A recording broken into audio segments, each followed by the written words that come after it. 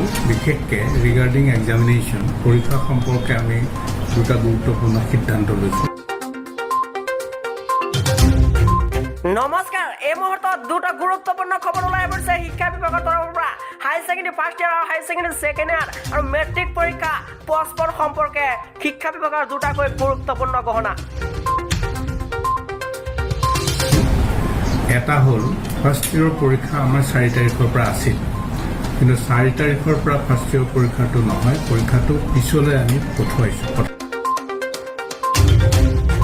প্ৰথমটো big breaking news. Higher secondary যিটো first year পৰীক্ষা আছিল সেই পৰীক্ষাটো পিছুৱাই দিয়া হৈছে। যিটো পৰীক্ষা 4 তাৰিখৰ পৰা আৰম্ভ হোৱাৰ কথা আছিল, কোভিডৰ ভয়াৱহ পৰিস্থিতিৰ প্ৰতি লক্ষ্য ৰাখি পিছুৱাই দিয়া হৈছে, অৰ্থাৎ পষ্টপন কৰি দিয়া হৈছে হায়াৰ ছেকেণ্ডেৰী ফাৰ্ষ্ট ইয়াৰৰ পৰীক্ষা। এইটো আমি পষ্টপন বুলি ক'ব পাৰোঁ। We have postpone the first year examination.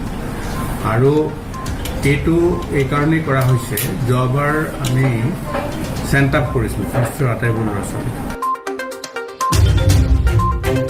অধ্যক্ষগৰাকীয়ে এক গুৰুত্বপূৰ্ণ ঘোষণা কৰে যে হায়াৰ ছেকেণ্ডেৰী ফাৰ্ষ্ট ইয়াৰ যোৱা বছৰ পাছ কৰাই দিয়া হৈছিল, সেইবাবে ছাত্ৰ ছাত্ৰীসকলৰ পঢ়াত মনোযোগ উঠি গৈছে, সেইবাবে এইবাৰ পষ্টপন কৰি দিয়া হৈছে। যিকোনো সময়তে পৰিস্থিতি ভাল হ'লে পাতিব হায়াৰ ছেকেণ্ডেৰী ফাৰ্ষ্ট ইয়াৰ, এই মুহূৰ্তত ঘোষণা কৰিছে শিক্ষা বিভাগৰ তৰফৰ পৰা। এইটো ফালৰ পৰা 11 তাৰিখৰ পৰা আমি পৰীক্ষা পাতিব নোৱাৰিম।